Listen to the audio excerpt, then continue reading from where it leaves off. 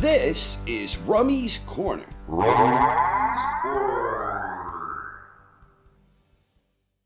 Good evening, boxing fans, and welcome to the top 100 boxers of all time. Allow me to say, as someone who has seen a lot of lists over the years, this is one of the best I've ever seen, and I say that as someone who had no say in the results. This countdown is built entirely on the data from our 13-part survey, tracking the best pound-for-pound boxers from each individual decade. Obviously, the 2020s are still actively underway, meaning this master list covers every fighter from January 1st, 1890 through December 31st, 2019. Personally, I love this boundary. Enough time has passed that the dust has finally settled on the previous decade, leaving us with a clear historical perspective, while still allowing plenty to say for the active modern fighters who made the cut here. Before we begin, we need to talk about the math. To strip away modern young punk recency bias and historical old head nostalgia, every single fighter in this project was run through a strict two-step cross-era index equation, which I like to refer to as Rummy's cross-era index. First, we calculate a fighter's era points, the exact percentage of available ranking points they accumulated against their own contemporaries. Second, we apply an era peak multiplier based on each boxer's overall ranking in a given decade, using a smooth square root curve to cushion the gaps. While I did not personally participate in any of the 13 surveys, I established the guidelines with a team of deeply knowledgeable volunteers. I cranked the raw numbers, and I believe that my cross-era index produces a tremendous list that is fiercely representative of each and every era between 1890 and 2019. To see how demanding this system is, look at the first man to miss our cut, the legendary Panama Al Brown. Brown was boxing's first Latin American world champion, and amazingly, at a towering 5'9", he was a dominant force all the way down at bantamweight. But because his placement in the talent-packed 1930s pool sits at number 8, his 29.3% era points combined with his cushioned 1.35 times peak multiplier to yield a final all-time score of 39.69. An extraordinary Hall of Fame career, but one that falls exactly one slot short of our top 100. Note that the decimal places are rounded here for the on-screen graphics. The raw numbers from the master spreadsheet carry long-form calculations behind the scenes, but for our visual purposes, these are rounded cleanly accordingly. Without further ado, let's rock. Number 100, Jack Britton. Britton was an exceptional pioneer-era tactician who became a legendary 3-time world welterweight champion during the grueling foundational days of the sport. Known to history as the boxing marvel, he was a devastating body puncher with a masterclass defensive aptitude that carried him through more than 300 professional bouts. Britton officially secures the final slot by finishing at number 10 in the competitive 1910s pool of the survey. Number 99, Mike Gibbons. Gibbons was an American boxer known as the St. Paul Phantom. He is widely viewed as one of the absolute greatest middleweight virtuosos to ever step inside a ring without winning a title. Celebrated for his defensive wizardry and fluid footwork, he routinely baffled the elite champions of his era without ever needing a world title belt to solidify his legendary status. Gibbons enters the conversation as another dominant 1910s powerhouse, landing at number 9, just one spot above his contemporary rival, Jack Britton. Number 98, Aaron Pryor. Known as the Hawk, Pryor was a hyper-aggressive, relentless powerhouse who ruled 140 with terrifying, non-stop punch volume. His uncompromising center ring ferocity could completely overwhelm an opponent. Pryor landed at number 10 in the 1980 survey. So the Hawk is the first boxer revealed whose career happened when I was actually alive. Number 97, Gene Fullmer. Fullmer was a rugged mid-century warrior known as the Utah Cyclone. Built like a solid brick fire hydrant, He was a ferocious, high-pressure middleweight great who relied on physical strength, an awkward cross-arm defense, and an iron chin. He carved out his legendary status by engaging in brutal, iconic championship wars against the middleweight elite of boxing's classic era. The Cyclone finished number 9 on the 1950s survey. Number 96, John Henry Lewis. Lewis was an American boxer who ruled as the world light heavyweight champion during the talent-stacked decade of the 1930s. He is celebrated by historians for his fluid, elegant ring movement and highly sophisticated counterpunching skills. He utilized supreme athletic coordination to dominate his division. Lewis finished 7th place in the 1930 survey, and his final score after applying the cross-era index puts him exactly a half a point ahead of Fulmer. Number 95, Alexander Usyk. Usyk is a Ukrainian boxer known as the Cat. He is a phenomenal tactician who became the first undisputed cruiserweight champion in the modern four-belt era. His flawless southpaw footwork, endless stamina, and masterful mid-fight adjustments have made him an undefeated king of the new millennium. Of course, Usyk's best work has happened in the 2020s, where he likewise became the first four-belt undisputed heavyweight world champion. Meaning, even when we exclude Usyk's entire championship run at heavyweight, he still lands inside the top 100, which to me is extraordinary. I'll have more to say about Usyk when we get to Evander Holyfield, but probably not for the reasons you'd guess. Number 94, Salvador Sanchez. Sanchez was a Mexican boxer known as Chava. He was a brilliant clinical featherweight who possessed impeccable counterpunching precision and a seemingly infinite gas tank. Before his life was tragically cut short at just 23 years old, he dominated a legendary era of champions with calm, unwavering composure. Chava finished 9th in the talent-rich 1980s edition of the survey. Number 93, Mysterious Billy Smith. Smith was a two-time world welterweight champion recognized as one of the most savage, ruthless, and chaotic fighters to ever step inside the ropes. He transformed prize fighting into psychological warfare, using a flagrant disregard for the rules to terrorize opponents, cementing his reputation as an untamable force of the pioneer era. Mysterious Billy finished number 8 in the 1890s, and I remember first reading his name in a boxing encyclopedia when I was much younger, and thinking, wow, how mysterious. Number 92. Philadelphia Jack O'Brien. O'Brien was an American boxer who captured the World Light Heavyweight Championship during the dawn of the 20th century. He was a master of the classical upright long guard stance, utilizing an exceptionally quick left jab and brilliant footwork to outmaneuver many a heavy hitter. His clear scientific approach to the sport allowed him to compete at the highest level from middleweight all the way to heavyweight. O'Brien landed at number 9 in the 1900s. Number 91, Eric Morales. Morales was a Mexican boxer known as El Terrible, or the Terrible. He was a fierce, relentless warrior universally revered for his explosive offensive output, his classic championship trilogies, and his legendary toughness. His uncompromising center ring fighting spirit carried him to world titles across 4 different weight divisions. El Terrible finished number 19 in the 1990s and number 9 in the 2000s, marking him as the first reveal in our tally to land a top 20 spot in multiple decades. Number 90, Nino Benvenuti.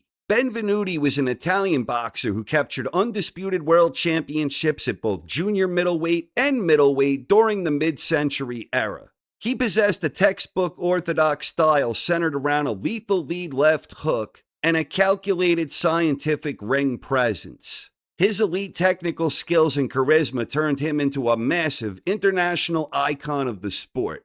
Benvenuti finished number 9 in the 1960s. But his era score was still high enough to overcome the double multipliers of El Terrible.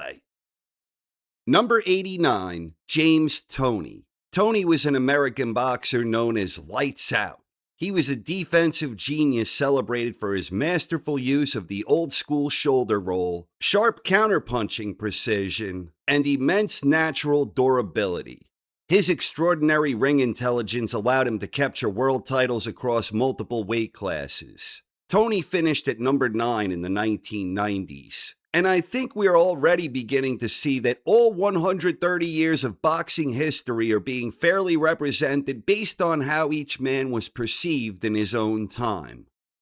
Number 88, Max Schmeling. Schmeling was a German boxer known as the Black Ulan of the Rhine. He was a highly intelligent, patient counterpuncher who captured the World Heavyweight Championship during the high-stakes midst of the Golden Age. He is forever immortalized in sports history for his tactical brilliance, using a clinical straight right hand to hand a legendary foe his very first professional defeat. Max finished number 6 in the 1930 survey. Number 87, Ricardo Lopez. Lopez was a Mexican boxer known as El Finito, the Fine One. He is universally revered as one of the great tacticians, retiring with an extraordinary undefeated record. He ruled the strawweight division with an iron fist for a decade, blending textbook defensive positioning with a devastating straight right hand.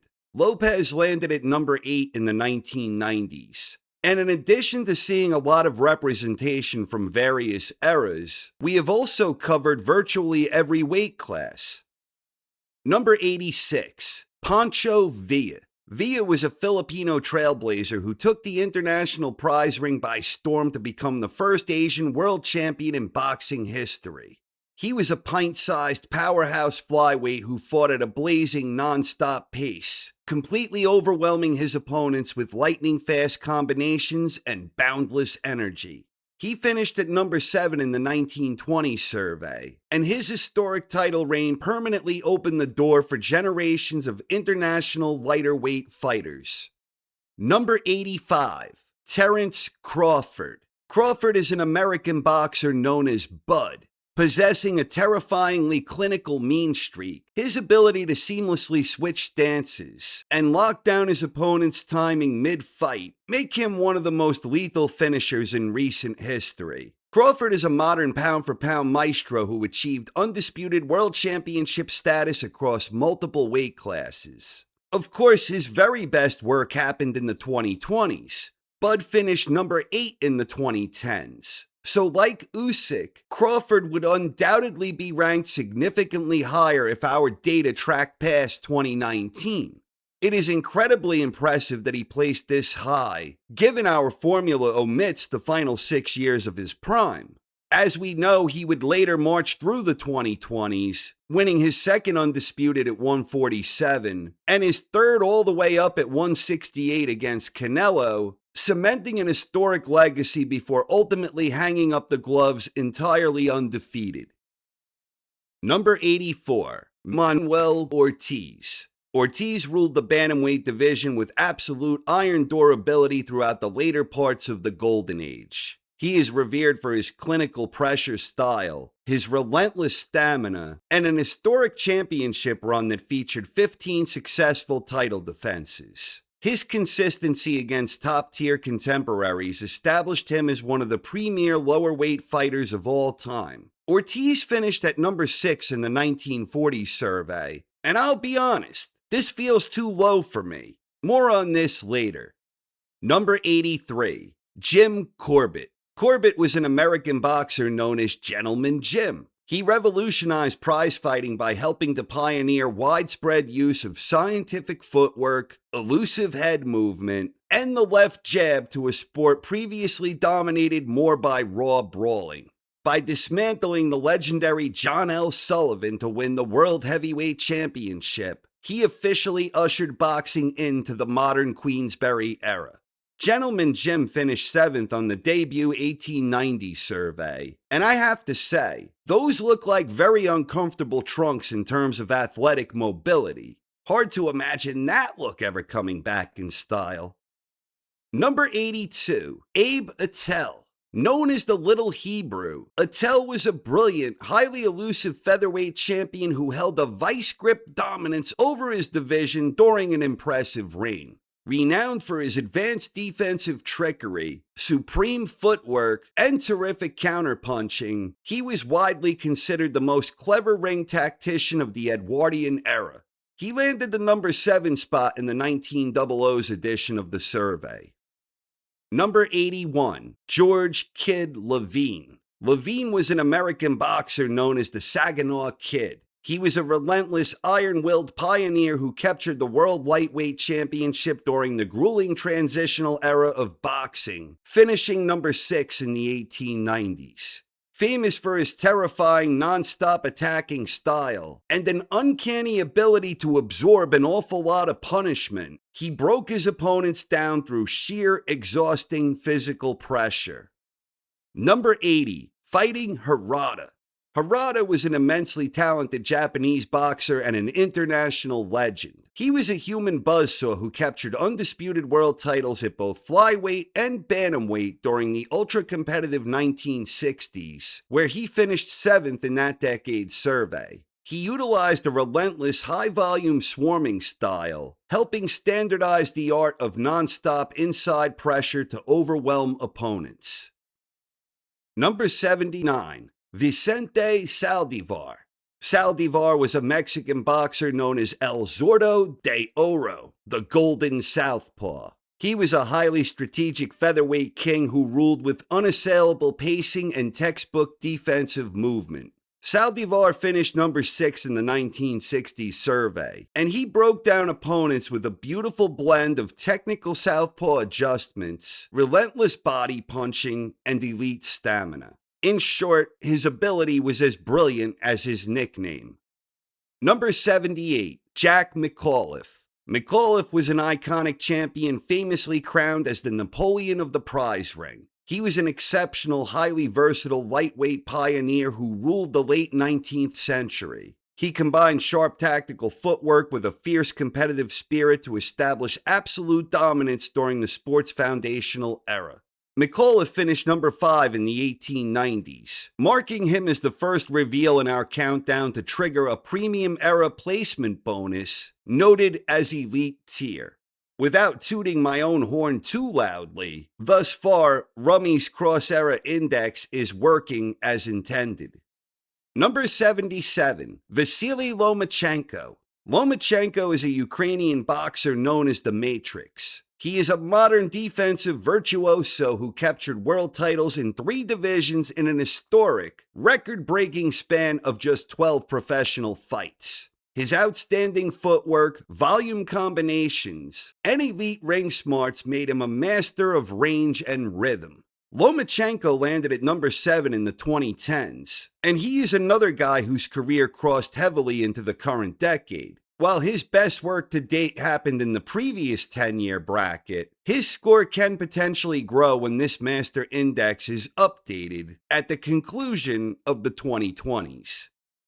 Number 76, Carmen Basilio. Basilio was an American boxer known as the Upstate Onion Farmer. He was a gritty, crowd-pleasing warrior who captured the world welterweight and middleweight championships during the early days of televised boxing. Celebrated for his relentless pressure style and an unbreakable will, he etched his name into history by engaging in some of the most brutal wars ever captured on film. Basilio finished number 5 in the 1950s. And incidentally, he is one of the reasons that the International Boxing Hall of Fame is located in his hometown of Canastota, New York. Number 75, Marco Antonio Barrera. Barrera was a Mexican boxer known as the baby-faced assassin. He was a brilliant clinical ring technician who seamlessly transformed from a ferocious high-volume bantamweight slugger into an elegant master featherweight counterpuncher. He secured legendary status by capturing world titles in 3 weight classes and anchoring one of the most iconic trilogies in boxing history. Barrera finished at number 6 in the 2000s. And we are now more than a quarter of the way through the countdown. Number 74, Wilfredo Gomez. Gomez was a Puerto Rican boxer known as Bazooka. He is universally recognized as one of the most devastating punchers in boxing history, knocking out 17 consecutive challengers during a legendary 5-year reign as the junior featherweight king. His terrifying offensive power and sharp technical timing allowed him to capture world titles in 3 divisions. Gomez landed at number 9 in the 1970s, and he finished number 13 in the 1980s. Number 73, Kid Gavilan. Gavilan was a Cuban boxer known as the Cuban Hawk. He was a flamboyant, lightning-fast welterweight who captivated mid-century audiences with his dazzling hand speed, supreme footwork, and his famous unpredictable bolo punch. Backed by an iron chin that was never knocked out in over 140 bouts, he ruled over one of the most talent-rich eras in the history of the division. Gavilan landed at number 20 in the 1940s, and he finished number 7 in the 1950s. Number 72, Pascual Perez. Perez was an Argentine boxer who became his nation's first ever world champion, ruling the flyweight division with an absolute iron grip throughout the 1950s, where he finished number 4 in the survey. Despite his tiny physical frame, he possessed explosive one-punch knockout power and highly sophisticated defensive instinct. His brilliant footwork and clinical ring generalship allowed him to compete in a historic streak of 9 successful world title defenses. Number 71, Roman Gonzalez. Gonzalez is a Nicaraguan boxer known as Chocolatito. He is a modern pound-for-pound maestro who became the first fighter in his nation's history to capture world championships across 4 weight divisions. Revered for his flawless textbook combination punching and mesmerizing sidestep angling, his relentless offensive mastery defined the lower weight classes in modern times. Chocolatito finished at number 6 in the 2010s, and he is another boxer whose 2020's accomplishments may see him eventually land higher at the conclusion of this decade.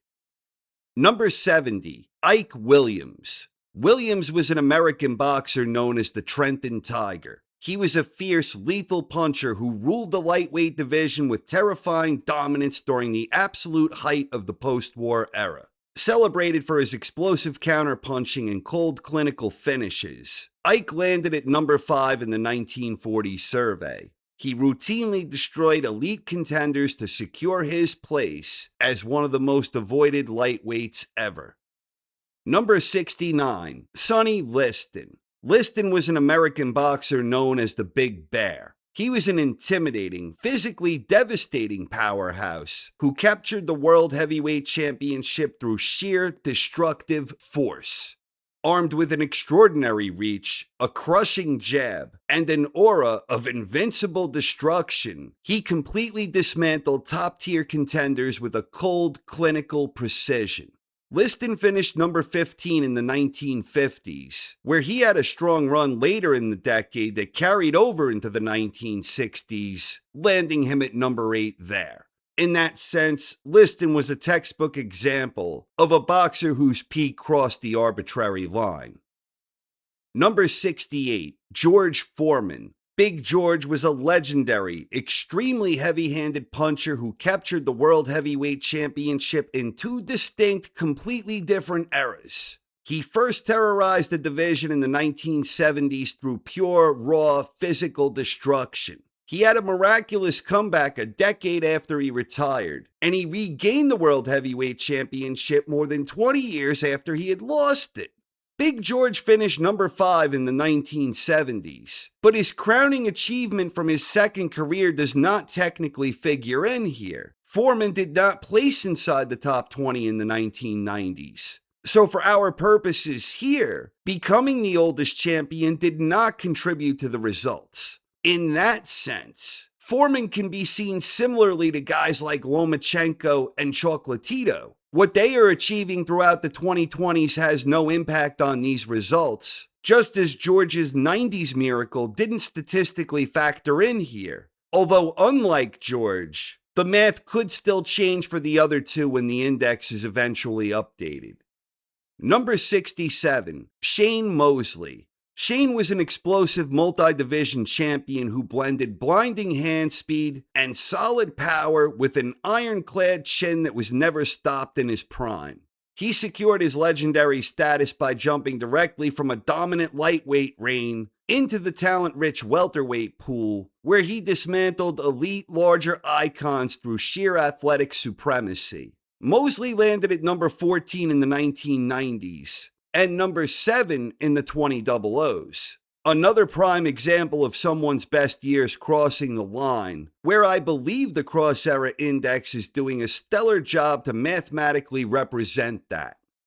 Number 66, Carlos Ortiz. Ortiz was a Puerto Rican boxer who ruled both the junior welterweight and lightweight divisions with exceptional authority in the 1960s, where he finished 5th in the survey. Universally respected across his homeland simply as El Campeón, the champion, he was a master boxer-puncher.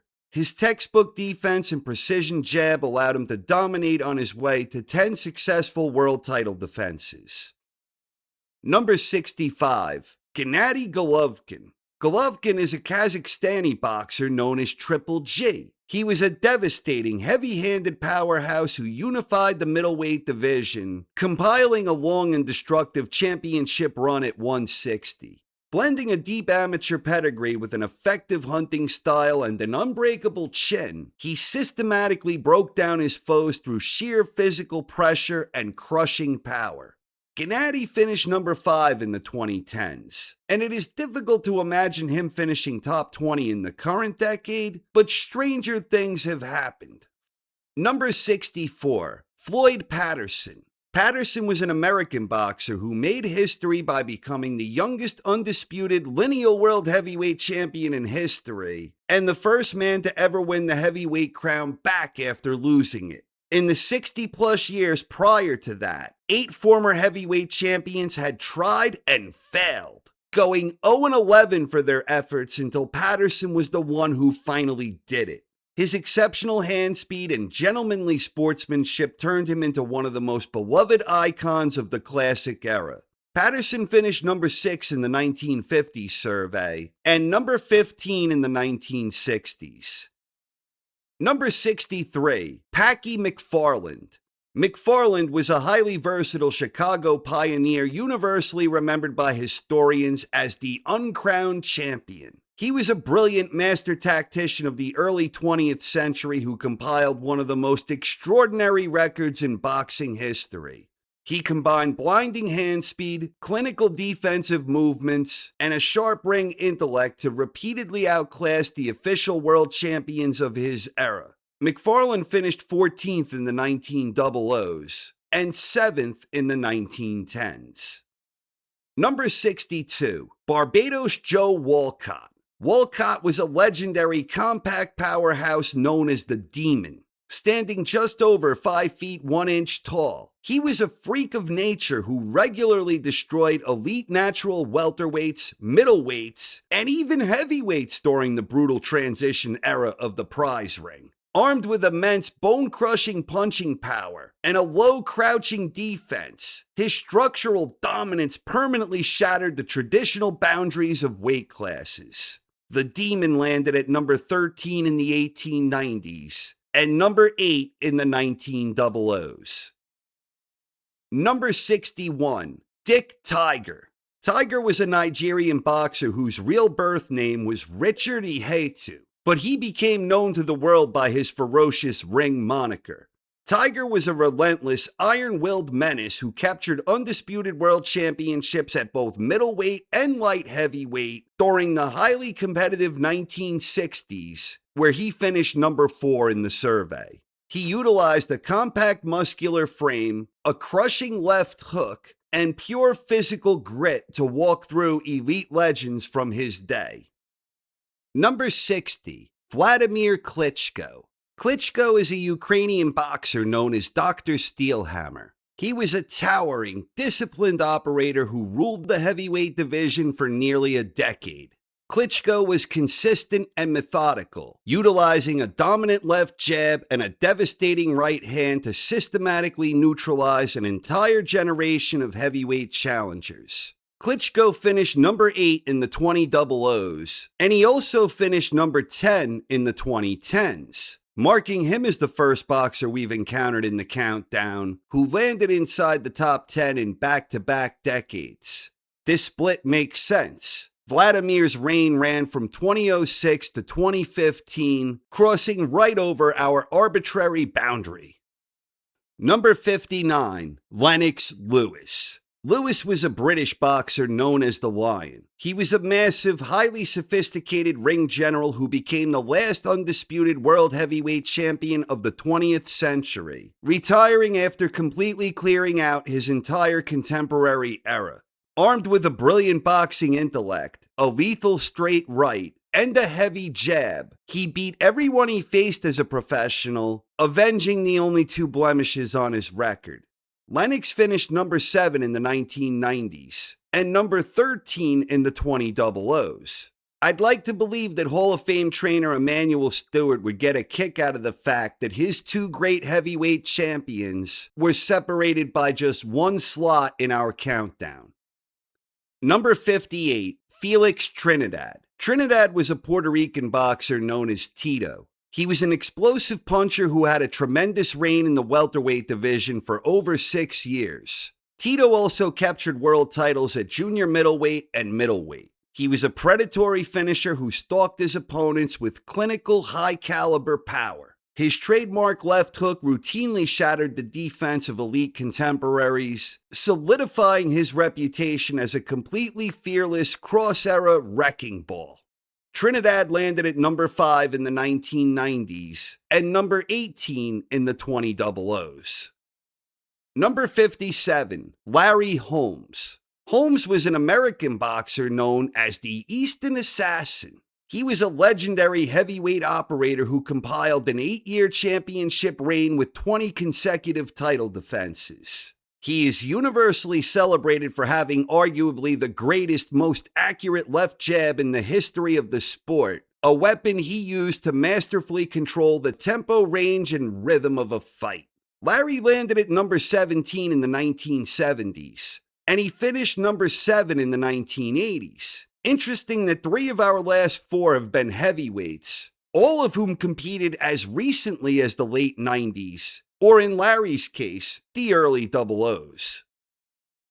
Number 56, Bob Foster. Foster was a towering, lethal light heavyweight king who ruled his division with terrifying absolute dominance throughout the late 1960s and early 1970s. Armed with an unusually long reach and one of the most devastating concussive single-punch left hooks ever witnessed, he routinely separated elite challengers from their senses to record 14 consecutive title defenses. Foster finished number 11 in the 1960s survey and number 8 in the 1970s, marking him as another cross-era destroyer, where I believe the index continues to do most of these boxers justice. Number 55, Jimmy McLarnin. McLarnin was a multi-division champion known by historical broadsheets as the Irish Lullaby or the Belfast Spider. He was an exceptionally talented baby-faced killer who captured the welterweight world championship during the brutal, talent-stacked Golden Age. Celebrated for his blazing hand speed, sharp counterpunching, and immense single-punch knockout power, he spent his entire prime routinely defeating Hall of Fame icons. McLarnin finished at number 10 in the 1920s and number 5 in the 1930s. Number 54, Stanley Ketchel. Ketchel was an American boxer known as the Michigan Assassin. He was a terrifyingly aggressive powerhouse who captured the World Middleweight Championship during the rugged pioneer days of the early 1900s. Driven by non-stop attacking ferocity and concussive power in both hands, he routinely destroyed much larger light heavyweights and heavyweights to cement his reputation as one of the most ferocious spirits to ever enter a ring. Ketchel finished number 4 in the 1900s, proving that dual decades inside the top 10 will not inherently supersede dominance within a single decade. Number 53, Charles Kid McCoy. McCoy captured the World Middleweight Championship during the bare-knuckle to Queensberry transition era of the 1890s, where he finished number 4 in the decade. McCoy was a highly elusive, brilliant ring trickster, and if you've ever wondered where the American phrase, "the real McCoy," comes from, look no further. McCoy's scientific corkscrew punch made him such a massive box office draw that dozens of fraud fighters began using his name on local flyers to steal paydays. To assure fans they weren't buying tickets to a fake, newspapers would explicitly print that it was indeed the real McCoy headlining the card. A favorite phrase of mine, as fans of this channel are already well aware. Number 52, Harry Wills. Wills was an American boxer known as the Black Panther.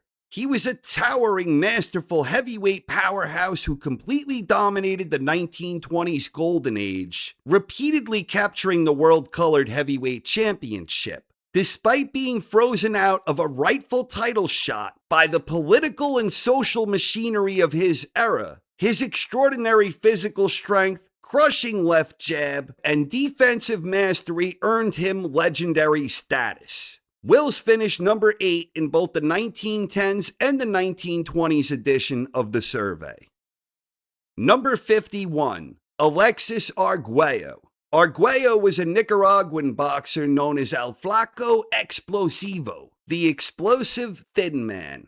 He was a majestic, deeply respected master tactician who captured world championships across 3 different weight classes during a legendary multi-decade career. Celebrated for his flawless textbook posture, impeccable timing, and a lethal straight right hand, he conducted his ring business with absolute cold-blooded elegance. Arguello finished 4th in the 1970s, and he also landed at number 19 in the 1980s. Number 50, Juan Manuel Marquez. Marquez is a Mexican boxer known as Dinamita, or Dynamite. He was a brilliant multi-division champion known for his elite counter-punching finesse. He secured his status as an all-time icon by executing highly sophisticated, technical mid-fight adjustments and anchoring a legendary 4-fight rivalry that defined an entire generation. Marquez finished at number 5 in the 2000s, and he also finished at number 15 in the 2010s. Number 49, Michael Spinks. Spinks is an American boxer known as the Jinx. He was a legendary unorthodox master who ruled the light heavyweight division with absolute undisputed supremacy. Spinks was the first ever light heavyweight champion to move up and win the lineal heavyweight crown. Armed with an awkward, highly elusive defense and a devastating straight right hand historically dubbed the Spinks Jinx, he consistently defeated elite competition. Spinks finished number 5 in the 1980 survey. Number 48, Joe Calzaghe. Calzaghe is a Welsh boxer known as the Pride of Wales. He was an exceptionally fast, high-volume southpaw who retired with an extraordinary, unblemished, undefeated record after dominating the super middleweight division for over a decade. Blending blinding hand speed, an exhausting punch rate, and highly underrated elusive movement, he successfully cleared out his entire contemporary era before capturing the Ring Magazine Light Heavyweight Championship. Calzaghe finished at number 4 in the 2000s. Number 47, Eder Joffrey. Joffrey was a Brazilian boxer known as O Galo de Ouro, the Golden Bantam. He is universally revered by boxing purists as one of the most technically perfect, fundamentally flawless lower weight champions to ever step inside a ring, remaining completely undefeated for the first 8 years of his career. He combined textbook defensive posture with a devastating knockout punch in both hands to become a 2-division champion, where he is widely recognized as the greatest bantamweight of all time. Joffrey finished number 3 in the talent-rich 1960s edition of the survey. And allow me to say, I do personally believe Joffrey should be regarded much higher And while I think the cross-era index is generally working as intended, I cannot help but feel it does a disservice to Joffrey. And I think it was the same type of thing with number 84, Manuel Ortiz. More on this later. Number 46, Tony Canzoneri. Canzoneri was an American boxer who became one of the first multi-division, Triple Crown champions in history, ruling the featherweight, lightweight, and junior welterweight divisions during the midst of the majestic golden era. He was a fierce, high-speed boxer-puncher who specialized in fighting a very talented lot, routinely engaging in multi-fight championship series. His extraordinary ring intelligence and explosive pacing allowed him to dominate one of the deepest eras in the sport's history. Canzoneri finished 4th in the 1930 survey. Number 45, Jose Napoles. Napoles was a Cuban-Mexican boxer known as mantequilla, or butter. He was a brilliant welterweight champion celebrated by historians for possessing a style so uniquely smooth, slick, and technically flawless that, per his moniker, it literally looked as smooth as butter. He combined sophisticated defensive spatial awareness with lethal pinpoint punching precision to reign supreme. Napoles finished number 10 in the 1960s and number 7 in the 1970s. Number 44, Joe Frazier. Frazier was an American boxer known as Smokin' Joe. He was a heavy-handed powerhouse who captured the undisputed World Heavyweight Championship through sheer force and determination. Driven by an unbreakable heart and a devastating bone-crushing left hook, his relentless bob-and-weave pressure style anchored the most iconic trilogy and defining sports spectacle of the 20th century. Frazier landed at number 12 in the 1960s survey and number 6 in the 1970s.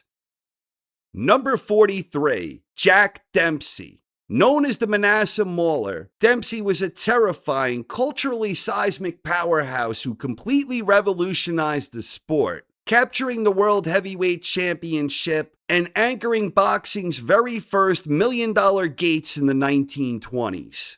Operating out of a fierce, low-crouching stance, his explosive two-handed weaving assault and raw physical ferocity transformed prize fighting into pure modern sports entertainment. Dempsey finished in 16th place in the 1910s, and he finished at number 6 in the 1920s, which leads us to number 42, Tommy Gibbons.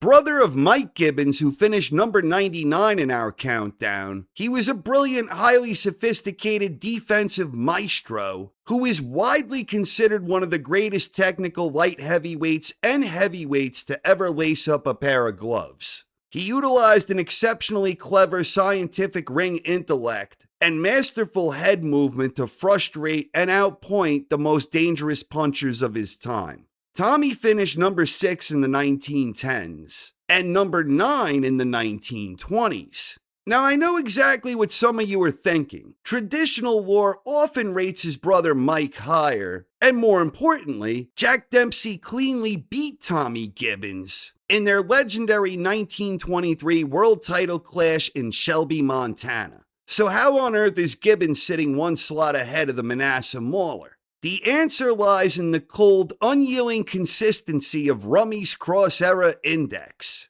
The math doesn't care about division history or head-to-head results. It tracks sustained, perceived, era-wide dominance. Because Gibbons captured elite top 10 placements in consecutive decades, his multi-decade cushion pushed him ahead of Dempsey, who fell short of that back-to-back top 10 milestone. It creates a fascinating contrast when you think back to Eder Joffrey at number 47, or to a lesser extent maybe also Manuel Ortiz at number 84, where Joffrey was arguably penalized by a hyper-competitive single-decade logjam that capped his score. Gibbons represents the exact flip side of that coin. A fighter whose deep, sustained longevity across a decade boundary was maximized perfectly by the formula. It just goes to show that while the formula can occasionally yield a surprising anomaly, it remains fiercely consistent in how it measures the long game. Number 41, James J. Jeffries. Jeffries was an American boxer known as the Boilermaker. He was a massive, freakishly durable fighter who ruled as world heavyweight champion during the rugged transitional era at the turn of the 20th century. Armed with an iron physique and an extraordinary ability to absorb an awful lot of punishment, he utilized a low crouching defense to systematically break his opponents down through sheer physical exhaustion. He finished number 14 in the 1890s and number 6 in the 1900s. Number 40, Mike Tyson. Iron Mike made history by becoming the youngest heavyweight to ever win a major world championship. Tyson terrorized the division throughout the late 1980s, and he did so in devastating fashion. Blending explosive hand speed with a compact, athletic, peekaboo approach, his incredible power created an unmatched aura of absolute ring terror. Tyson finished 4th place in the 1980 survey, and he landed at number 16 in the 1990s. Number 39, Thomas Hearns. Hearns is an American boxer known as both the Motor City Cobra and also the Hitman.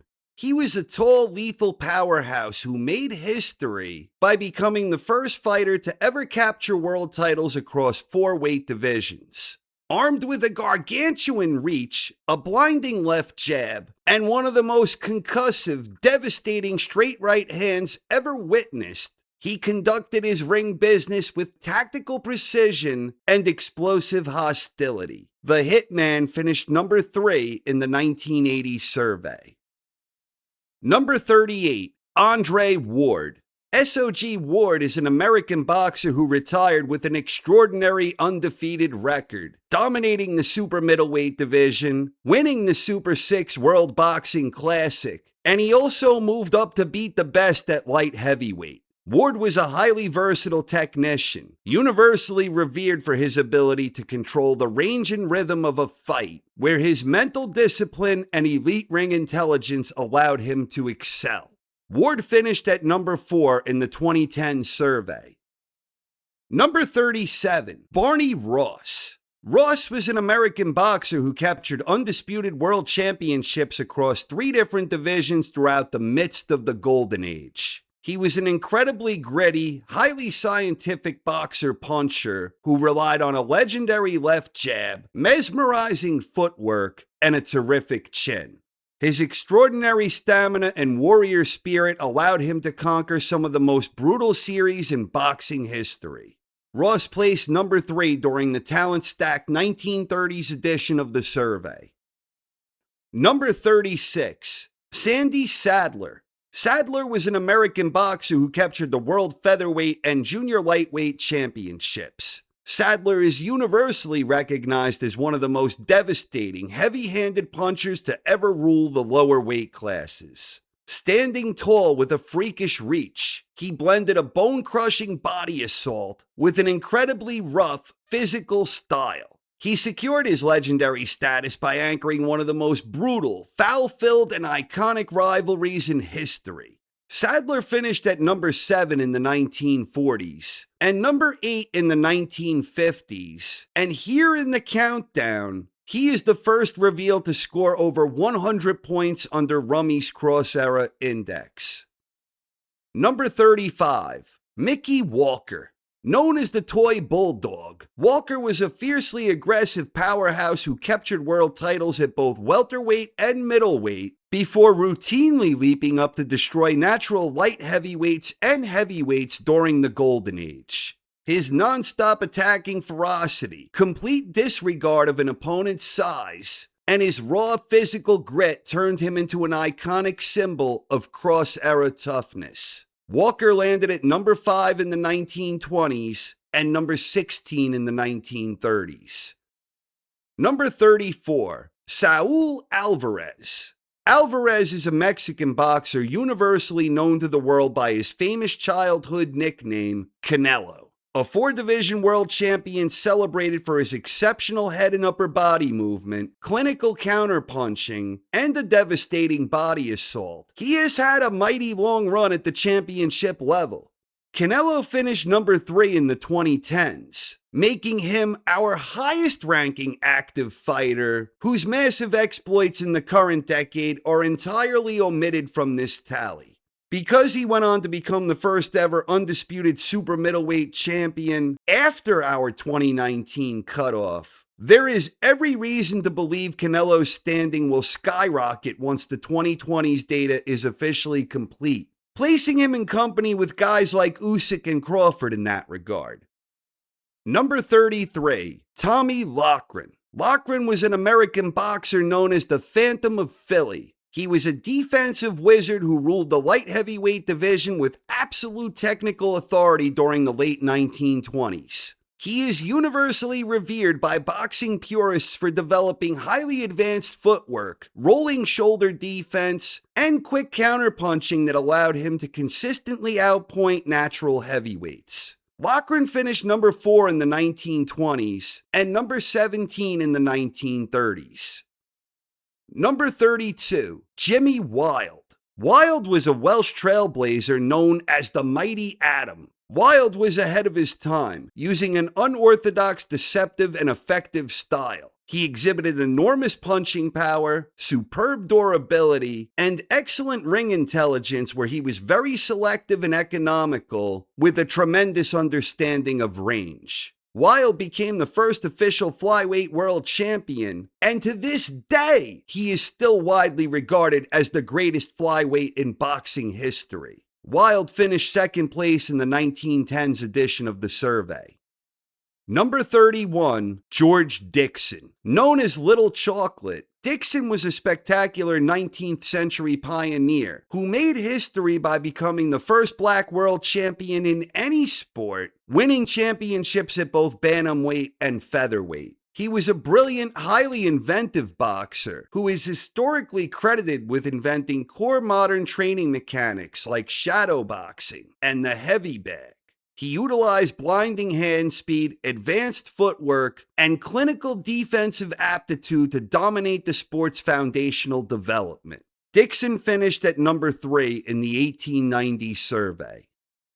Number 30, Emil Griffith. Griffith was a multi-division champion who captured undisputed world titles at both welterweight and middleweight during the highly competitive 1960s, where he finished second place in the survey. He was a highly versatile boxer-puncher who combined supreme physical strength and infighting prowess with fluid textbook punching. His incredible durability allowed him to log an extraordinary total of over 300 world championship rounds against the best of his generation. Number 29, Evander Holyfield. Holyfield is an American boxer known as the Real Deal. Holyfield made history by becoming the first undisputed cruiserweight champion, and he was also the first to capture the undisputed world championships at both cruiserweight and heavyweight. Backed by an unbreakable warrior spirit and iron physical conditioning, he secured his status as a standout in one of the greatest heavyweight eras in history.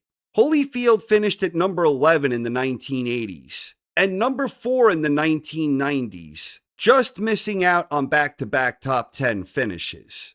Looking back at Usyk, who is the only boxer besides Evander to win undisputed at cruiser and heavyweight, this might give you an idea of where Usyk stands. Not because of that, but because of the math. Usyk placed 9th in the 2010s, similar to Holyfield's 11th in the 1980s. And if the 2020s ended today, worst case, I'd have to imagine Usyk would probably land inside the top 3. Worst case. Now, the 2020s aren't finished yet, and we do not have the exact era score from then, but there is a beyond feasible path for Usyk to jump ahead of Holyfield at the conclusion of this decade. Number 28, Terry McGovern. McGovern was an American boxer known as Terrible Terry. He was a wild, terrifyingly explosive powerhouse who captured world championships at both bantamweight and featherweight at the turn of the 20th century. Driven by non-stop attacking velocity and concussive power that routinely ended world title fights in the opening rounds, he was widely considered the most destructive puncher of the pioneer era. Terrible Terry finished at number 16 in the 1890s, and he finished in third place in the 1900s. Number 27, Carlos Monzon.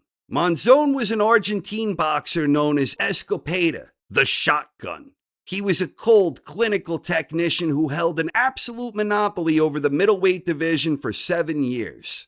Monzon had an extraordinary streak of 14 consecutive world title defenses. Operating with an imposing physical stature and an impeccable poker face, he used a precise laser-straight right hand to systematically outbox the best of his day. Monzon landed at number 3 in the 1970s edition of the survey. Number 26, Oscar De La Hoya. Known as the Golden Boy, De La Hoya was a spectacular, lightning-fast megastar who won major world championships across 6 different weight classes. Armed with a lethal textbook lead left hook, his willingness to repeatedly step into the ring against the absolute best of his era turned him into a global box office phenomenon. De La Hoya was a master of high-stakes theater, who used fluid footwork and blinding combination punching to overwhelm his opposition. He was a fearless cross-era warrior who backed up his massive celebrity with substance. De La Hoya finished third place in the 1990 survey, and he was number 14 in the 2000s.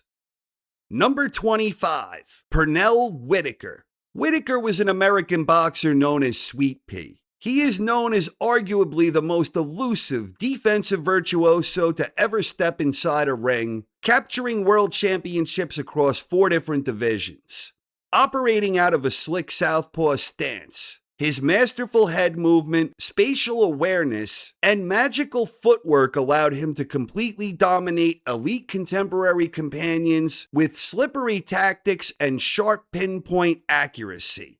Sweet Pea finished number 2 in the 1990 survey, ahead of Oscar, because even though Whitaker lacks the dual multipliers, his era score tally in the 1990s was heftier than Oscar's combined with multipliers.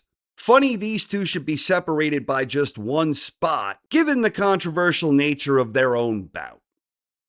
Number 24, Rocky Marciano.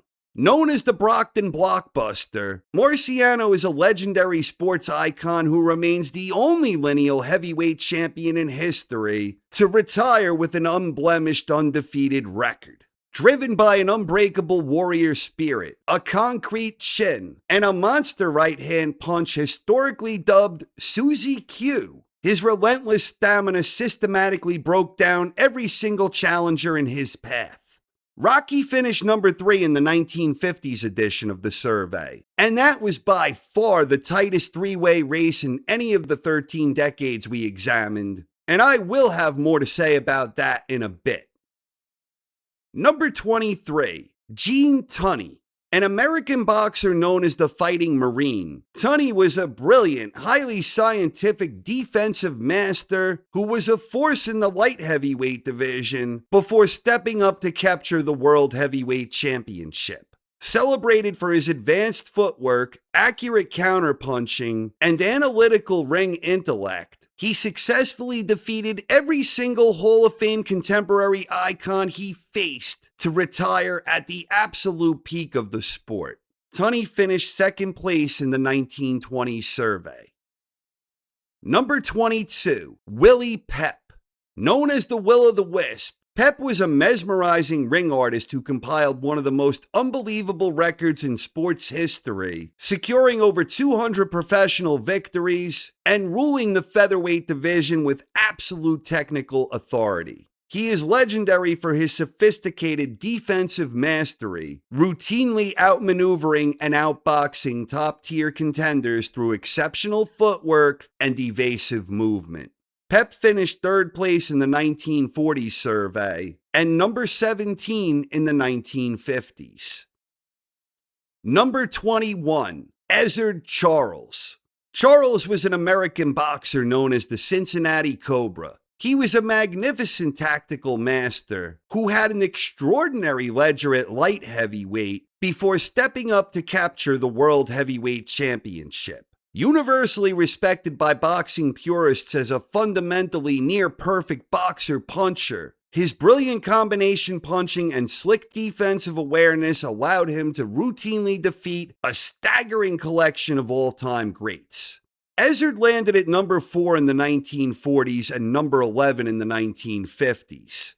Like Edgar Joffrey, he is another icon whom I believe got shortchanged by the cross-era index. In my mind, Ezzard is a definitive top 10 guy, and honestly, I think he's genuinely top 5, really. While the index arguably did Joffrey a disservice, the systematic suppression of a multi-decade bridge career is even more profound here. But anomalies aside, the data remains fiercely consistent in producing an incredibly solid all-time list. We are about to enter the top 20 greatest boxers of all time, an elite circle of majestic boxing royalty, where every single name is an unshakable pillar in the long, rich history of professional boxing. Let's rock. Number 20, Julio Cesar Chavez. Chavez is a Mexican boxer known as El Cesar del Boxeo, the Caesar of boxing. He was a 3-division world champion who recorded a staggering 31 victories in world championship fights, more than any boxer in history. Chavez had an unbreakable chin, relentless physical stamina, and arguably the most lethal body assault in the history of the sport. His iconic pressure style made him a national hero.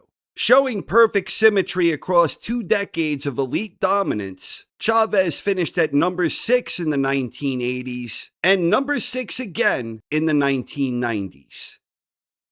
Number 19, Sugar Ray Leonard.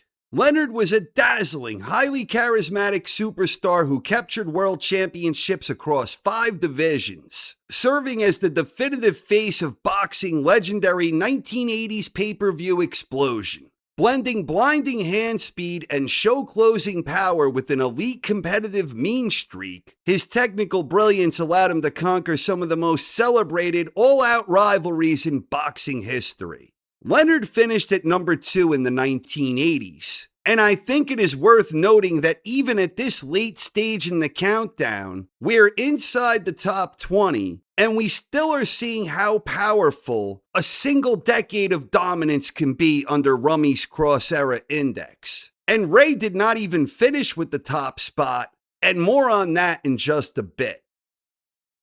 Number 18, Bernard Hopkins. Known as the Executioner and later the Alien, Hopkins was a master at dictating the range and rhythm of a fight. Hopkins ruled the middleweight division for a decade. He then went on to defy Father Time, becoming the oldest boxer in history to win a major world championship at 46, breaking his own record at 48, and becoming the oldest to win a unification bout at 49. Operating with cold tactical discipline, his exceptional ring smarts and crafty old-school demeanor allowed him to thrive over the long haul.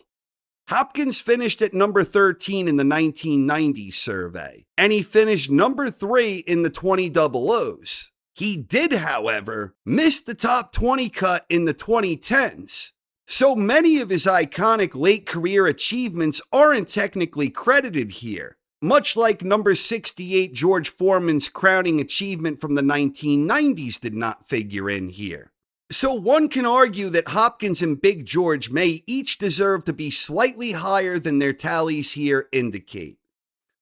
Number 17, Tommy Ryan. Known as the Little Major, Ryan was an inventive pioneer who held an absolute monopoly over both the welterweight and middleweight divisions during the grueling transition era at the turn of the 20th century. He is historically credited with inventing core modern technical concepts of a crouching defense and shoulder positioning, using a highly sophisticated scientific approach to outclass and outpunch many a heavy hitter from his generation.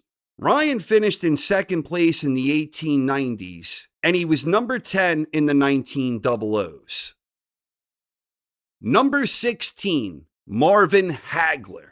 Marvelous Marvin Hagler was a terrifying, iron-willed southpaw colossus who ruled the middleweight division with absolute, unassailable authority for nearly 7 years. Armed with a legendary chin, a great abundance of skills, and a lethal, multi-dimensional ambush style, his raw physical grit and center ring ferocity turned him into an iconic symbol of middleweight supremacy. Hagler landed at number 19 in the 1970s, and he finished first place during the 1980s, marking Marvin as the first reveal to receive the King Tier Multiplier. Hagler finished 3 spots above Ray Leonard, and of course, Hagler lost to Leonard when they actually fought.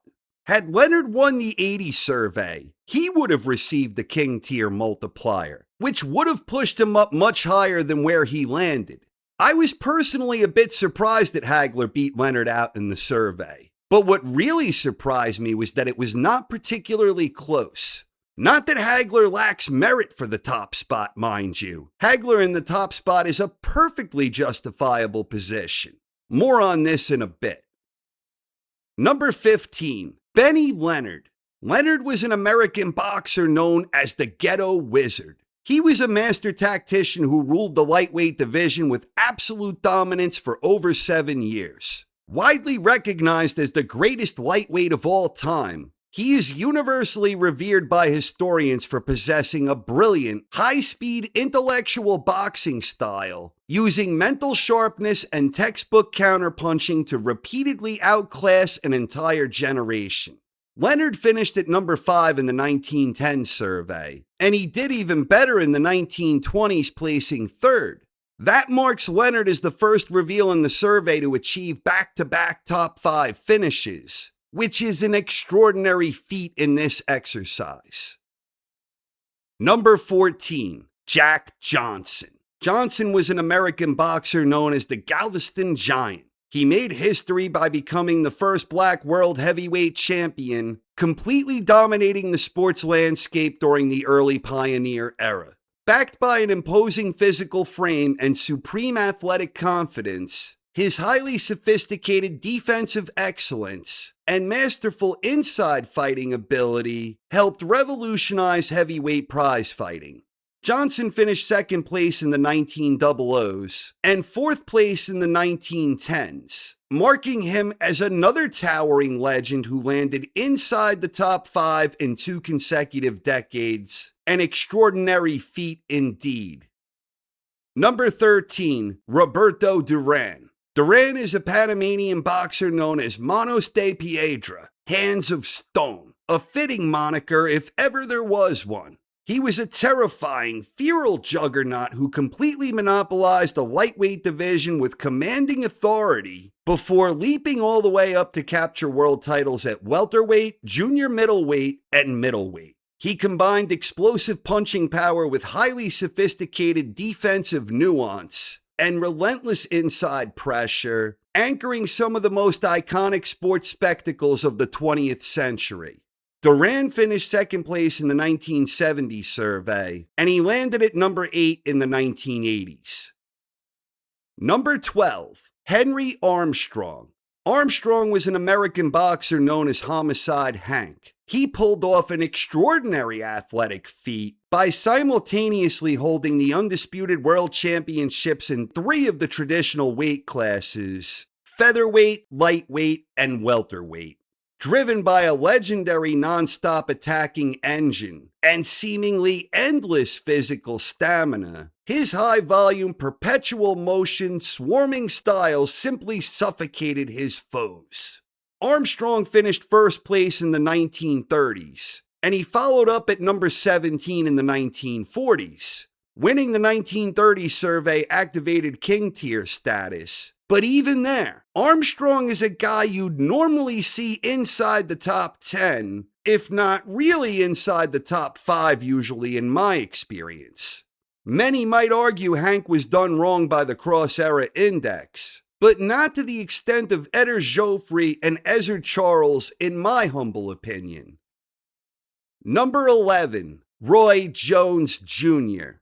Prime Roy was an absolute physical anomaly who captured world championships across 4 weight divisions, famously leaping all the way up from 160 to become the first former middleweight champion in over a century to capture a world heavyweight title. Jones was an athletic specimen with explosive hand speed, unorthodox cat-like reflexes, and downright athletic wizardry. Roy finished first place in the 1990 survey, which activated the King Tier multiplier, and Roy also finished at number 12 in the 2000s. It is also worth noting that Jones is the first revealed to score over 200 points, marking Roy as one of just 11 to do so out of the 101 boxers we are examining. We are in true boxing royalty territory here, and now for the remaining 10, who also surpassed 200 total points. Number 10, Bob Fitzsimmons. Fitzsimmons was a spectacular trailblazer known as Ruby Robert. And yes, he is the exact pioneer I was just talking about in the previous entry, the last former middleweight champion before Roy Jones Jr. to conquer the heavyweight throne. Fitzsimmons was a freakishly strong pioneer who became boxing's first ever 3-division world champion, capturing the undisputed world middleweight, light heavyweight, and heavyweight titles, despite typically weighing under 170 pounds. Armed with an incredible deep ring intellect and bone-crushing knockout power in both hands, he is historically credited with inventing the lethal solar plexus punch to systematically destroy much larger heavyweights. Fitzsimmons finished number 1 in the 1890s, achieving King Tier status, and he also finished at number 15 in the 1900s. Number 9, Archie Moore.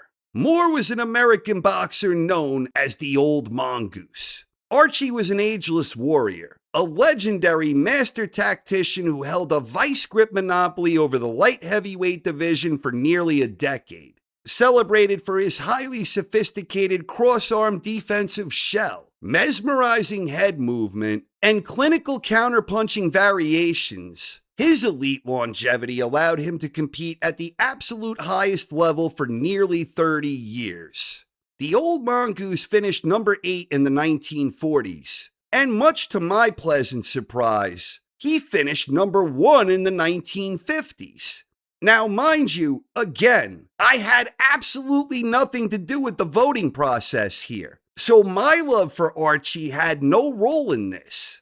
Now, I mentioned earlier that the 1950s was by far the closest survey of the bunch. It was a different scoring scale, but first and third place were only separated by 85 points, with a mere 15 points separating Archie from the number 2 boxer. Similarly, I was likewise surprised that Hagler beat Leonard in the 1980s, but as I mentioned, that wasn't especially close. Hagler outscored Leonard by more than 300 points. I think you could make a very solid case for Marvin in the 80s and Archie in the 50s, but I was still expecting that the 2 Sugar Rays would land on top in the respective decades. The fact that they did not does make me wonder if beloved figures like Hagler and Archie don't have the type of widespread universal appeal that would allow them to score the upsets in these surveys. I'll have more to say about Marvelous Marvin and the Old Mongoose, but let's first resume the countdown. Number 8, Sam Lankford. Lankford was a phenomenal trailblazer known as the Boston Bone Crusher. He is universally revered by boxing historians as one of the most terrifying and devastatingly multidimensional forces to ever lace up a pair of gloves. Lankford routinely destroyed elite light heavyweights and heavyweights, despite standing only 5 feet 7 inches tall.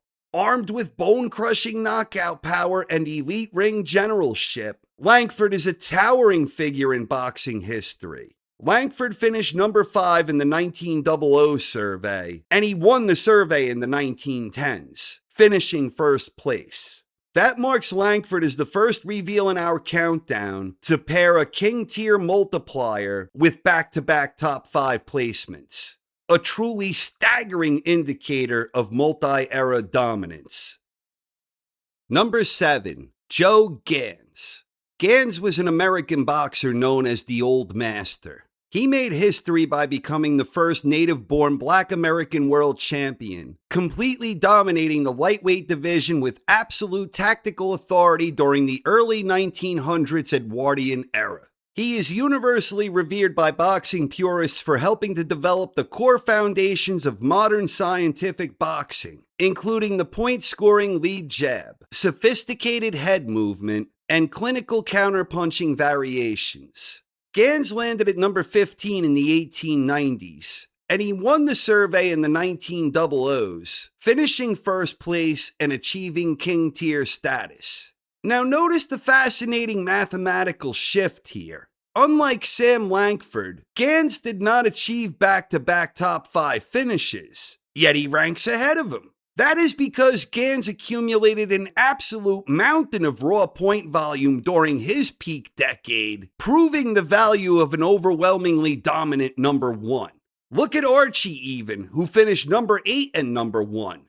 It's not just about finishing number 1 here with Gans. There was a commanding consensus that he topped the 1900s with greater authority than many of the other kings in the king tier club. Number 6, the man, the myth, the legend, the one and only Harry Greb. Greb was an American boxer known as the Pittsburgh Windmill. He was an absolute human hurricane who was a multi-division powerhouse, routinely destroying natural heavyweights during the talent-stacked peak of the early golden age. Driven by an astonishing non-stop attacking punch volume and a highly sophisticated inside swarming defense, he was middleweight world champion, and he compiled a legendary resume by defeating a staggering collection of Hall of Fame icons. Greb finished at number 3 in the 1910 survey, and he did even better in the 1920s, finishing first place and activating the king tier multiplier. Now take a look at the score on the screen, because we just crossed a massive 58-point jump from the previous spot. Greb completely shatters the 250-point barrier to become the first reveal in our countdown to do so. That is because his raw base era points sit at a staggering 153%. Proving that the voter consensus behind his multi-decade dominance was deep enough to launch him into a completely new mathematical stratosphere as we approach the mighty top 5. Number 5, Joe Louis. Louis was an American boxer known as the Brown Bomber. He held a vice grip monopoly over the heavyweight division for over a decade, completing an extraordinary record-breaking streak of 25 consecutive undisputed world championship defenses, a record that stands to this day across every division. He is universally revered by boxing purists for possessing the most fundamentally perfect, technically flawless, and devastatingly explosive two-handed combination punching in the history of the sport, conducting his business with utmost efficiency. Louis finished number 2 in the 1930s, and then he finished number 2 yet again in the 1940s. I find it almost impossible to believe that the great Joe Louis fell short of achieving king tier status in either decade, but it's actually not that surprising when you look at the two guys who finished ahead of him when they beat him. Despite lacking a king tier multiplier, back-to-back second place finishes still propelled Joe into the all-time top 5. Number 4, Manny Pacquiao. Pacquiao is a Filipino boxer known as Pac-Man. He is an absolute prize-fighting phenomenon who pulled off the unthinkable by becoming boxing's first and only 8-division world champion. armed with blinding hand speed, energetic footwork, and devastating power that traveled with him as he conquered weight classes. His relentless offensive volume turned him into a global cultural icon. Pac-Man won the 2000 survey, unlocking the King Tier multiplier, and he backed it up by finishing number 2 in the 2010s to claim an Elite Tier follow-up. Many fans might look at a score over 300 points and cry recency bias, but the raw math reveals the complete opposite, the absolute truth. Pacquiao didn't climb this high because of modern marketing or young punk recency bias. He climbed this high because he maintained his perceived dominance over his peers in the sport of boxing across 2 entire decades. More on Manny Pacquiao in a moment. Number 3, Sugar Ray Robinson. Sugar Ray was an American boxer who is widely recognized by sports historians as the absolute gold standard of the sport, ruling as the undisputed welterweight king before capturing the world middleweight championship 5 separate times. Born Walker Smith Jr., he possessed the absolute most complete and fundamentally perfect athletic package in history, blending blinding hand speed, flawless textbook footwork, and lethal single-punch knockout power in both hands to help refine and define the phrase pound for pound. Sugar Ray finished first place in the 1940s, and he followed it up with a second-place finish in the 1950s. That, of course, was the tight 3-way race where Robinson narrowly lost against the old mongoose by a mere 15 points. Had Sugar Ray been the one to edge out Archie, he would have secured dual King Tier multipliers, an historical feat that would have catapulted him straight into a photo finish for the top spot. Instead, Robinson ran headfirst into the ultimate wild card of consensus data, the historian bias. Hard-nosed old-school warriors like Archie Moore and Marvin Hagler had to earn their title shots the hard way. But more than that, these two men possessed and exuded a rare, unquantifiable X-factor, a profound charismatic charm that made them universally beloved darlings among the purists who voted in these surveys. That universal admiration gave Archie the exact microscopic cushion he needed to edge out the gold standard, demonstrating how the human element can occasionally alter the course of mathematical destiny. It is a razor-thin twist of fate that leaves Robinson holding the bronze as we officially arrive at the final 2 mythical kings of the squared circle. Number 2, Floyd Mayweather Jr. Originally known as Pretty Boy Floyd and later as Money May, Mayweather is a modern tactical mastermind who retired with an extraordinary undefeated record after completely dominating 5 different weight classes across a legendary 20-year career. He is universally revered by boxing purists for possessing arguably the most flawless, impenetrable shoulder roll defense and clinical counterpunching precision in history. Simply put, Mayweather was an unsolvable jigsaw puzzle throughout his career. Mayweather finished second place in the 2000s, and he did even better in the following decade where he finished first place in the 2010s. Like the great Sugar Ray, Mayweather had a first and second place finish, exhibiting tremendous dominance in terms of how he is perceived alongside his peers. Floyd and Ray were each extremely dominant when they finished first place in the 2010s and 1940s respectively. The big difference in scoring once again circles back to the 1950s survey. Because the 1-2-3 logjam of Archie, Ray, Rocky split point shares far more competitively than Floyd and Manny did in the 2000s. Mayweather secured a higher era score, and his multi-decade cushion stayed marginally thicker, pushing him just ahead of Robinson. It is a staggering mathematical reality that leaves Floyd Money Mayweather holding down the ultimate runner-up spot, clearing the runway for only one legendary cultural icon to claim the throne. Number 1, Muhammad Ali, the greatest. And in this particular exercise, in accordance with Rummy's Cross-Era Index, that moniker actually proved true. Ali was a cultural icon who made sports history by becoming the first and only three-time lineal world heavyweight champion, ruling two separate decades, including the 1970s, widely viewed as the greatest period in heavyweight history.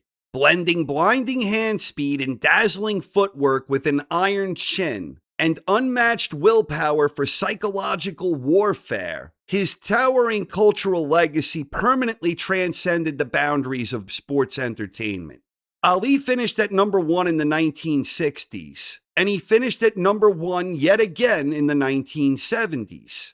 As the only boxer in the entire survey series with 2 first-place finishes, it was going to take something very special for someone to top him on this list. Receiving dual king tier multipliers is a difficult bonus to overcome in this exercise, and indeed, it proved insurmountable. Circling back yet again to the 1950s, had one volunteer voted just a little differently, Sugar Ray Robinson may have qualified for that dual king tier bonus, which would have made it a photo finish between Ali and Robinson. But it is the unique contrast with Roberto Duran that truly decodes the soul of this index. Earlier I noted how beloved old school warriors like Archie Moore and Marvin Hagler possessed a rare, charismatic charm that allowed them to score massive upsets over their era's respective Sugar Rays. Despite Duran being overwhelmingly voted the number 1 fan favorite of that entire tracking forum, he could not replicate that upset in the 1970s pool, where some would even view Duran as the favorite. Why? Because Roberto ran headfirst into the ultimate trump card of sports history. The historian bias can elevate a beloved old school warrior over a flashy superstar every day of the week, but it completely shatters when standing in the presence of global deity.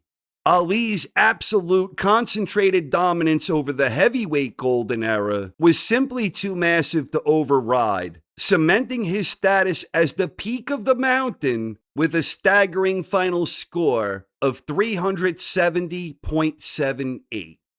So this is the final top 10 from the Cross Era Index.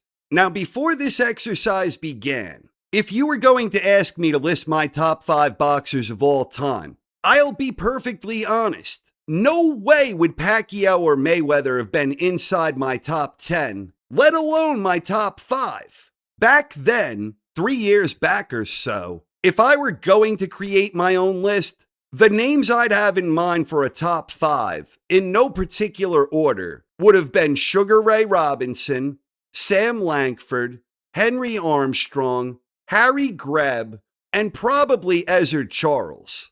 But Mayweather and Pacquiao would not have been inside my top 10. Top 20? Sure. Maybe top 15. But not the single digits. But what I have really enjoyed most about this entire exercise, all 13 surveys culminating right here with our countdown under Rummy's Cross-Era Index, is the fact that the formula completely eliminates the toxic elements of debates involving old head nostalgia and young punk recency bias. You know exactly the type of discussions I'm talking about. In one corner, you've got your stubborn old head nostalgia block, claiming that nothing good happened after 1985. And in the opposite corner, you have your ignorant young punk recency bias types who think anyone who competed before 1970 looked like a complete amateur.